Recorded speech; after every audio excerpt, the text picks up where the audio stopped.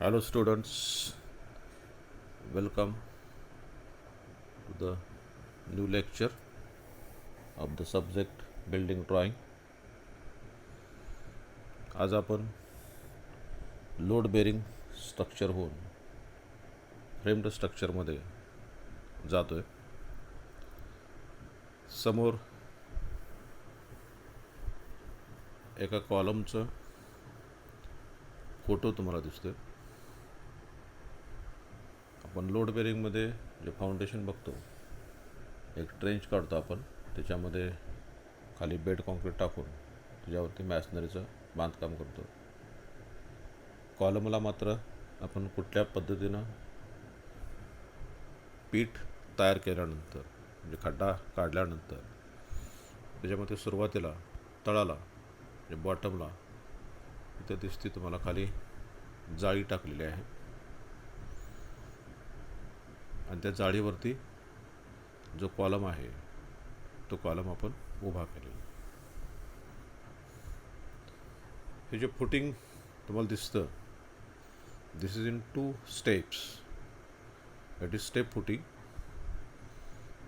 2 box इथं आहेत. खालच्या बाजूला एक बॉक्स आहे, खाली जाळी आहे. त्या जाळीच्या खालच्या बाजूला बेड कॉन्क्रीट असणार आहे आणि बेड कॉन्क्रीटवरती प्रॉपर कवर ठेवून इथं हा जो पांढरा बारच्या खालीचा मेंबर दिसतो, दॅट इज कवर. त्या कवरवरती ती जाळी ठेवलेली आहे आणि मग त्या जाळीवरती आपल्याला कॉलम ठेवता येतो किंवा कॉलम ठेवलेला आहे. हा कॉलमचा सेक्शन बघितला तर थोडासा मोठा वाटतो. जर enforcement is also heavy enforcement. साधारण 20 बार आहे तिथं 25 mm. आणि मग त्याला स्टिरप्स म्हणजे रिंगा बांधलेले तुम्हाला दिसतील. They are also of different types. त्याला आपण 2 लेगड 4 लेगड म्हणतो. It is not your part. आपण थर्ड इयरला गेल्यानंतर जेव्हा RCC शिकाल त्यावेळेला what is the difference between 2 legged 4 legged हे लक्षात येईल तुमच्या. आता एवढंच लक्षात घ्यायचं की या ज्या रिंगा आहेत किंवा स्टिरप्स आहेत, they are provided to hold the reinforcement, main reinforcement of the column intact. म्हणजे आपल्या सेकंड इयरच्या दृष्टिकोनातून आता एवढंच महत्त्वाचं आहे की त्या रिंगा ज्या आहेत त्या रिंगा, जे मेन स्टील आहे कॉलमचे उभे जे बार आहेत ते उभे बार पकडून ठेवण्यासाठी आपण वापरतो. In figure 2 this is completed footing. त्याच्या पाठीमागं तुम्हाला जे दिसते that is also completed footing. म्हणजे तर खालच्या बाजूला जो बाहेर आला, बॉक्सच्या बाहेर आलेला जो पार्ट आहे that is part of bed concrete. आणि त्याच्यावरती 2 फुटिंगचे स्टेप्स टाकलेत आणि त्याच्यावरती कॉलम आहे. Now here the actual casting of concrete is here. इथं रेडीमिक्स कॉन्क्रीटचा वापर होतो आहे आणि कास्टिंगचं काम चालू आहे. इथं सुद्धा तेच आहे. इथं RMC प्लॅन्टहून आलेली गाडी दिसते तुम्हाला आणि त्याच्यातून खाली कॉन्क्रीट पडताना तुम्हाला दिसते. So it is M25 grade concrete. जे कॉन्क्रीटची जी ग्रेड आहे ते M25 आहे. आपल्याला M10, 15, 20 तुम्हाला माहीत आहे. युजली बेड कॉन्क्रीटसाठी आपण 1, 4, 8 किंवा 1, 5, 10 हे कॉम्बिनेशन वापरतो. That is for PCC. RCCसाठी आपण M15 आणि त्याच्या वरचं जे ग्रेड आहे किंवा प्रमाण आहे ते प्रमाण आपण वापरत असतो. आता इथं 2 फिगर्स मी ड्रॉ केले आहेत. तुम्हाला पिक्चर दाखवायचं कारण म्हणजे असं आहे की हा सेक्शन तुम्हाला प्रॉपर समजावा. मगाशी जे फोटोग्राफ्स आपण बघितले त्या फोटोग्राफमध्ये आणि या पिक्चरमध्ये एक बदल आहे आणि तो बदल असा आहे हे जे फुटिंग आहे हे स्टेप्ड फुटिंग नसून हे ट्रॅपेझॉइडल आहे. So it is typical column footing. तो साईज ऑफ बेड कॉन्क्रीट हे 1200 बाय 1400 मी अंदाजे माप दिले आहेत आणि त्याच्यावरती फुटिंगची जाळी टाकलेली आहे. 10x150 centre to centre both way, म्हणजे दोन्ही बाजूला जी जाळी आहे त्या जाळीची दोन्ही बाजूचे बार जे आहेत ते 10 mm आहेत आणि 6 इंचावरती त्याची प्लेसमेंट केलं आहे. द एंड ऑफ स्टील हे एल मारलेलं आहे त्याला. दॅट इज फॉर अँकरिंग, म्हणजे कॉन्क्रीटमध्ये फिक्स बसण्यासाठी किंवा त्याचा जॉईंट प्रॉपर होण्यासाठी आपण हे एलची प्रोव्हिजन करतो. ह्या जाळीवरती मग काय केलेलं आहे, हे जे कॉलमचे बार आहेत हे कॉलमचे बार तुम्हाला दिसतील, त्यालासुद्धा एल मारलेलं खाली बॉटमला आणि त्याला परत फिरून एल मारलेला आहे. जो खालचा 300 mm एल मारलेला आहे त्याचं कारण असं आहे की आपण एल न मारता समजा जाळी उभी करायचा प्रयत्न केला तर त्या जाळी त्या फुटिंगवरती उभी राहणार नाही किंवा उभी राहू शकणार नाही.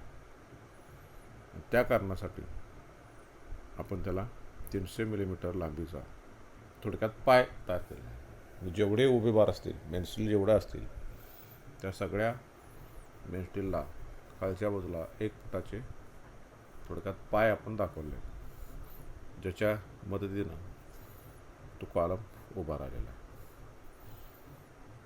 पहिल्यांदा अशा टाईपचा कॉलम भरत असताना बेड कॉन्क्रीटवरती जाळी, जाळीवरती कॉलम आणि मग हा 300 mm जो बॉक्स आहे हा बॉक्स पहिल्यांदा आपण भरून घेतो आणि त्याच्यानंतर मग हा 250 mm टेपर भरतो. तर बॉक्स फुटिंग आणि ह्या trapezoidal footing, what is the difference? तर मित्रांनो, इथं हा जो टेपर ठेवलेला आहे ते असं गृहीत धरून ठेवलेलं आहे की जो ओव्हरकमिंग लोड आहे कॉलमवरती येणारा तो ज्यावेळेला ट्रान्सफर होतो तो 45 डिग्रीमधनं ट्रान्सफर होतो. म्हणजे त्याला जो एरिया लागणार आहे लोड ट्रान्सफर करण्यासाठी कॉलमला तो 45 डिग्री वाईड होऊन त्या खालच्या सरफेसवरती जातो आणि म्हणून to save the quantity of concrete आपण काय करतो, ट्रॅपेझॉइडल पार्ट ठेवतो. पण त्याचा तोटा असा आहे ट्रॅपेझॉइडलचा, हे वरचे जे टेपर कास्टिंग आहे it is difficult to cast. त्याला फॉर्मवर्क लावता येत नाही आणि फॉर्मवर्क लावता येत नसल्यामुळे त्याचं वॉटर सिमेंट रेशो मेंटेन न केल्यामुळे त्याची स्ट्रेंथ वीक होते किंवा प्रॉपर स्लोप आपणाला देता येत नाही आणि त्यामुळे परत आपण बॉक्स फुटिंगकडे निघालो. त्याच्यानंतर तिथं वरच्या बाजूला एक 75 mm ऑफसेट ठेवलं. त्याचं कारण असं की कॉलम कास्टिंग करण्याचं म्हणजे आफ्टर कम्प्लिशन ऑफ फुटिंग ज्यावेळेला आपण कॉलमचं कास्टिंग करणार त्याचं जे फॉर्मवर्क असणार आहे ते फॉर्मवर्क रेस्ट करण्यासाठी आपण काय केलेलं आहे तर तो 75 mm ऑफसेट या ठिकाणी ठेवलेला आहे. त्याच्यावर तो वरचा बॉक्स त्यावेळी स्टँड होईल आणि त्यानंतर हा वरचे जे पार्ट आहे तो पार्ट आपल्याला कॉन्क्रिटिंग करता येईल. तर अशा पद्धतीनं जसं भिंतीचं फाउंडेशन असतं तसं हे RCC कॉलमचं फुटिंग आहे.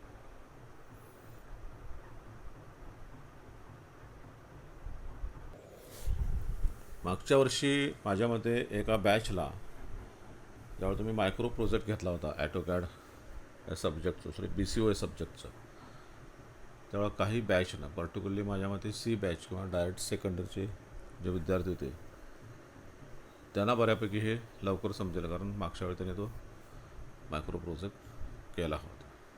म्हणजे फाउंडेशन प्लॅन आणि फाउंडेशन प्लॅन करण्यासाठी RCCमध्ये आपल्याला ह्या पीठचा म्हणजे 1200 बाय 1400 हा जो साईज आहे या साईजची आवश्यकता असते. तर ह्याच्यानंतर आपण बघणार आहोत जसं आपण लोड बेरिंग स्ट्रक्चरचा क्रॉस सेक्शन घेतो तसं या ठिकाणी मी टोटल एका भिंतीचा क्रॉस सेक्शन घेतलेला आहे.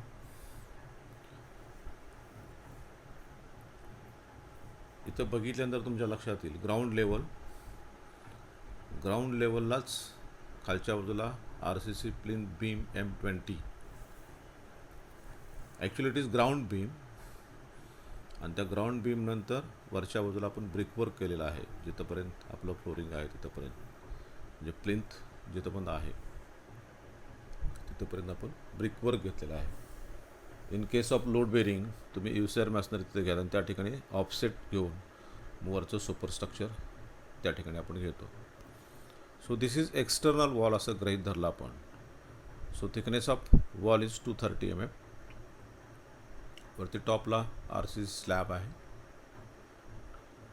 त्या स्लॅबचाच खालचा पार्ट भिंतीवरचा जो आहे that is RCC beam. So it is combination.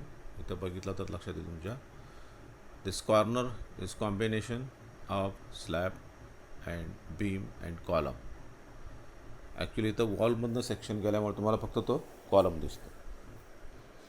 Load bearing frame स्ट्रक्चरचं ज्यावेळेला तुम्ही क्रॉस सेक्शन काढला आहात, एक 5-6 विद्यार्थ्यांनी माझ्याकडे ड्रॉइंग पाठवलेलं आहे. एक कॉमन करेक्शन असे आहे, समजा ज्यावेळेला डोअर्स आणि विंडोजमधून तुमचा सेक्शन गेला त्यावेळेला तुम्ही वरती लिंटल दाखवलेला आहे, पण ज्यावेळेला जात नाही त्यावेळेला त्या भिंतीवरती लिंटल दाखवलेलं नाही आहे, पण तुम्हाला तो दाखवणं अपेक्षित आहे किंवा दाखवायला लागणार आहे तुम्हाला. कारण पूर्ण भिंतीवरतीच आपण काय करतो, 7 फूट लेवलला म्हणजे 2.1 मीटर हाईटला आपण लिंटल फिरवतो, आणि म्हणून जरी ओपनिंगमधनं नाही गेला, भिंतीवर नाही गेला असेल, तरीसुद्धा तुम्हाला 2.1 मीटरवरती 150 mm जाडीचा लिंटल RCC लिंटल दाखवणं गरजेचं आहे. इथं स्लॅबचं प्रोजेक्शन, त्याच्याखालचा beam, this is the combination of upper side. The height of slab bottom above floor level is 3000 mm. त्याच्यानंतर इथं मी विंडोचा सेक्शन घेतलेला आहे.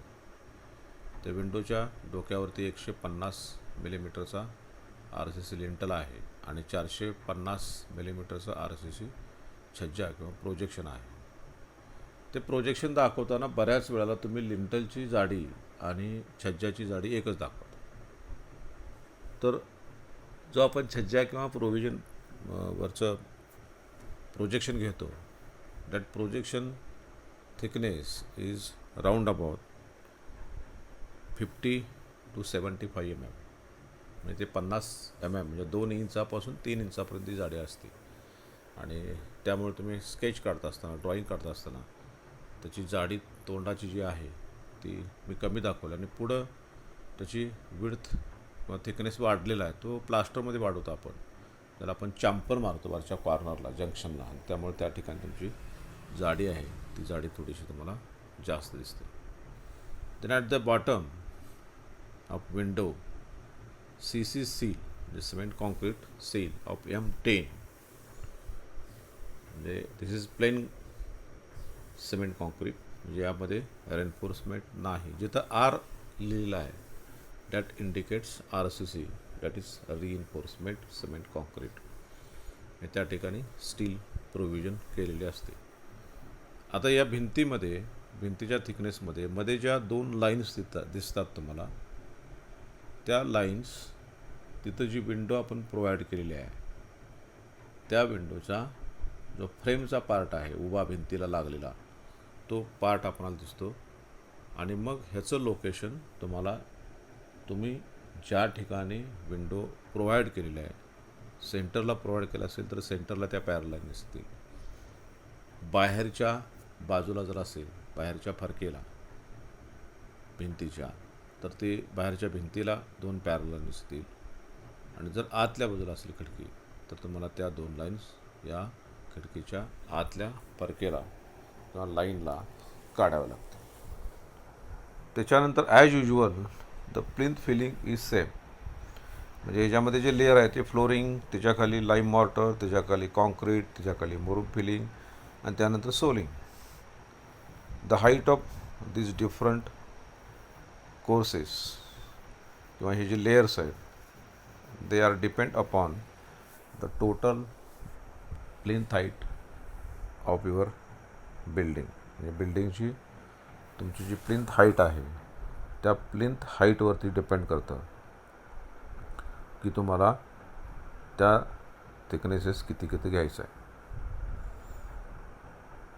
जो लोअर पार्ट आहे दॅट इज गोल तुम्हाला जो दाखवलेला आहे दॅट इज रबल सोलिंग, म्हणजे दगड भरलेला आहे आपण त्या ठिकाणी. आणि मी मागच्या एका लेक्चरमध्ये तुम्हाला सांगितलं होतं की ज्या ठिकाणी रबल सोलिंग आहे you should provide at least that is minimum 250 mm thickness. इथं मी ब्रेकलाईन दिलेली आहे ग्राउंडच्या खाली, कारण तो कॉलम कंटिन्युअस खाली आलेला असणार आहे. There is no masonry work. आपण डायरेक्ट कॉलम कास्ट केलेला आहे. कॉलमच्या बाहेरच्या ग्राउंड लेवललाच आपण काय केलेलं आहे, तिथं ग्राउंड बीम प्रोव्हाइड केला आहे.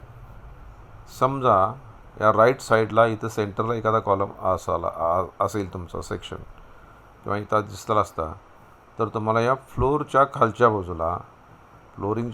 बाजूला प्लिंथ बीम दिसला असता. म्हणजेच that is at the stage of plinth level. म्हणजे एक्सटेरियर वॉलला आपण काय करतो, प्लिंथ बीम ह्या ग्राउंड बीमला टाकतो, म्हणजे ग्राउंडला टाकतो आणि त्याच्यावरतीच प्लिंथचं बांधकाम करतो. काही ठिकाणी मात्र आपण बाहेरच्या बाजूला युसेर मॅसनरीचं कन्स्ट्रक्शन करतो आणि मग प्लिंथ लेवलला सगळेच जे बीम्स आहेत, ग्राउंड बीम्स आहेत, ते ग्राउंड बीम्स आपण प्लिंथ लेवलला प्रोव्हाइड करू शकतो. ज्याप्रमाणे साईट कंडिशन असेल त्याच्याप्रमाणे हा जो पार्ट आहे हा पार्ट आपण कन्स्ट्रक्ट करत असतो. नाउ ॲट द एंड हा कालचा जो पार्ट आहे तो पार्ट मी कॉलमचा टिपिकल फुटिंग जे मगाशी आपण बघितलं त्याच पद्धतीनं इथं मी दाखवलेलं आहे. तुम्ही दाखवत असताना मात्र याचे सेक्शन्स, म्हणजे जे sizes, what is the size of bottom bed concrete, त्याच्यानंतर बॉक्सची उंची, त्याच्यानंतर टेपरची उंची, त्याच्यानंतर फुटिंगचा पहिला बॉक्स आणि बेड कॉन्क्रीट ह्याच्यामधला जो ऑफसेट आहे खालचा, तो ऑफसेट किती आहे, वरच्या टॉपचा ऑफसेट किती आहे, हे लिहिणं अपेक्षित आहे. किंवा डिटेलच्या सीटमध्ये आपण या गोष्टी दाखवू शकतो. तुम्ही टिपिकली असा सेक्शन काढला तरीसुद्धा चालू शकतो. पुढच्या लेक्चरला actually how to draw the plan of RCC structure हे आपण बघणार आहोत.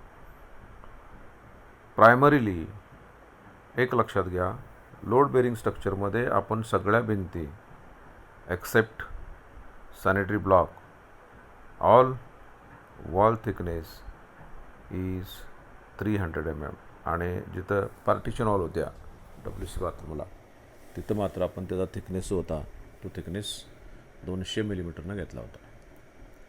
In case of RCC all exterior walls are usually 230. It is not rule. हा काय रूल नाही आहे. तुम्ही त्या भिंतीसुद्धा आजकाल तुम्ही बॉक्स वीट बघितले असेल ज्याची रुंदी 6 इंच म्हणजे 150, म्हणजे to improve the carpet area, म्हणजे कार्पेट एरिया वाढवण्यासाठी आपण भिंतीची जाडी कमीसुद्धा करू शकतो. Because in case of frame structure the load on wall is its self weight only. They acts as a partition wall. म्हणजे आपण जसं प्लायवूड उभा करतो पार्टिशनला त्याच पद्धतीनं ह्याचं फंक्शनिंग आहे किंवा त्याचा वापर होत असतो. आणि म्हणून आपण जे ड्रॉईंग काढणार आहोत त्या ड्रॉईंगमध्ये प्लॅनमध्ये एक्सटेरियर वॉल जे आहे त्या 230 mm घ्यायच्या आहेत आणि आतल्या सगळ्या भिंती ज्या आहेत त्या 150 mm घ्यायच्या आहेत. त्याच्यानंतर तुम्ही प्रत्येक कॉर्नरला जे कॉलम तुम्ही प्रोव्हाइड करणार आहे ते कॉलम तुम्हाला त्या ठिकाणी दाखवायचे आहे. टिपिकल एक शीट तुम्हाला मी समजावून सांगणार आहे आणि त्याच्यानंतर मग तुम्ही लाईन प्लॅन काढायचा आहे.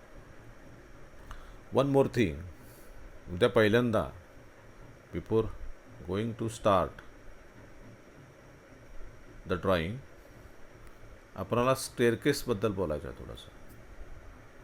So staircase is provided for approach of first floor from ground level. Ground लेवलमधून ग्राउंड फ्लोअरपासून फर्स्ट फ्लोअरला जाण्यासाठीचा जो रस्ता आहे किंवा ॲक्सेस आहे, ॲक्सेस म्हणून आपण स्टेअरकेसचा वापर करतो. There are so many types of staircase.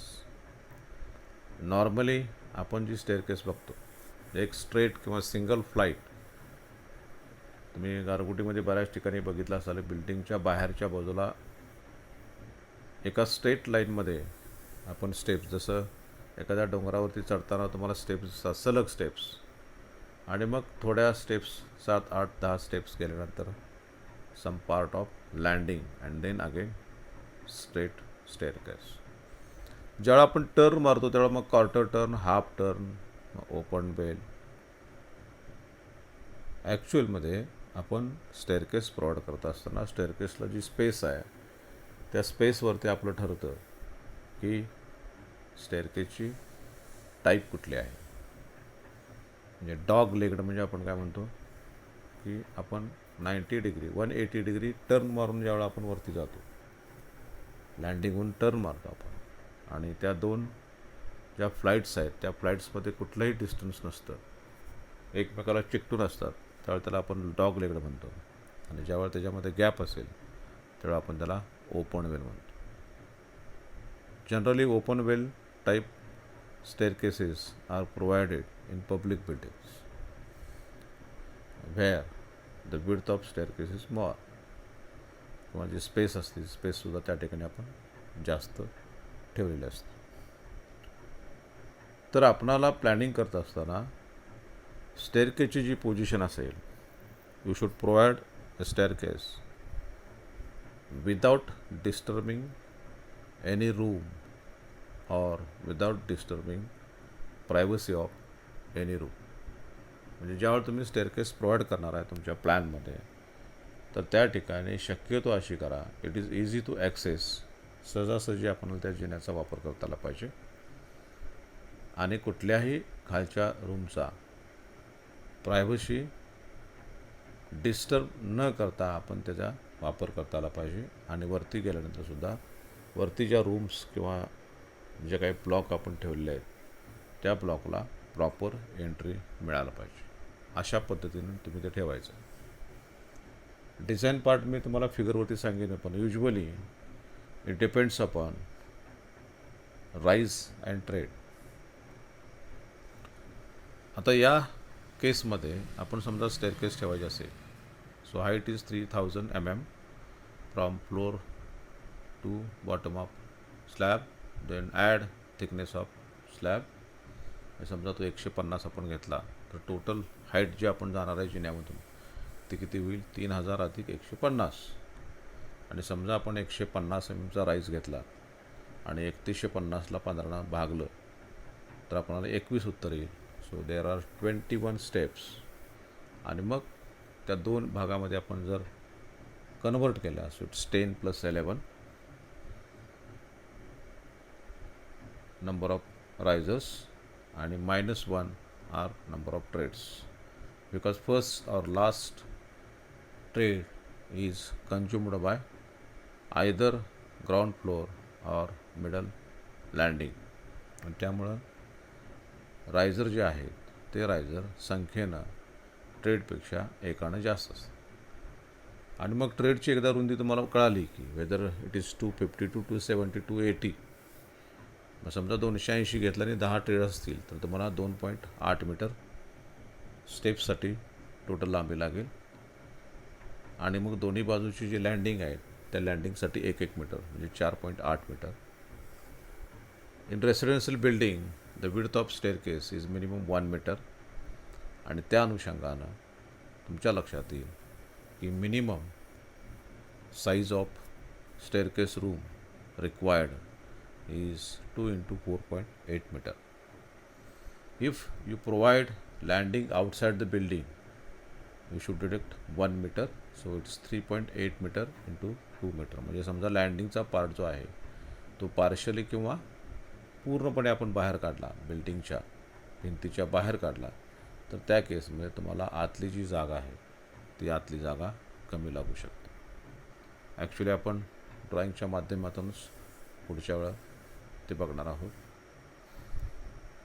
Till you are not submitting any micro project, so please submit within 2 days your micro projects hard copy or soft copy in the form of PDF file.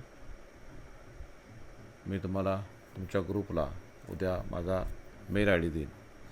त्या mail I डीवरती प्रत्येक ग्रुपनं आपला micro project submit करायचा आहे किंवा पाठवायचा आहे. आणि ज्यांना शक्य होईल त्या विद्यार्थ्यांनी कॉलेजमध्ये येऊन ग्रुपनं न येता एका दुसरा विद्यार्थी तुमचा जरी ग्रुपमध्ये आला तरीसुद्धा चालण्यासारखं आहे. आणि लवकरात लवकर तुम्हाला मायक्रो प्रोजेक्टचं काम संपवायचं आहे. So friends, it's okay. Thank you.